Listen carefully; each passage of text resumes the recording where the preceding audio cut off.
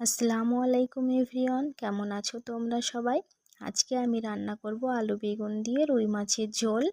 তো এই জন্য প্রথমে একটা কড়াই নিয়ে নিয়েছি। কড়াইতে পরিমাণ মতো তেল দিয়ে ওতে কালো জিরে ফোড়নে দিয়ে কাঁচা লঙ্কার পেস্ট দিয়ে দেব কিছুটা। আজকে আমি এই রান্নাটা কাঁচা লঙ্কা দিয়েই করব, গুঁড়ো লঙ্কা ইউজ করব না এখানে। তারপরে পরিমাণ মতো লবণ, হলুদ, জিরে গুঁড়ো, ধনিয়া গুঁড়ো অ্যাড করে দিয়ে মশলাটা কিছুক্ষণের জন্য কষিয়ে নেব। কষিয়ে নেওয়া হয়ে গেলে একটা টমেটো কুচি আমি এখানে অ্যাড করে দেব। এগুলো কষিয়ে নিয়ে তারপরে আবার কেটে রাখা সবজিগুলো আমি এখানে অ্যাড করে দেব। সবজিগুলো অ্যাড করে কিছুক্ষণের জন্য কষিয়ে নেব টাইম নিয়ে।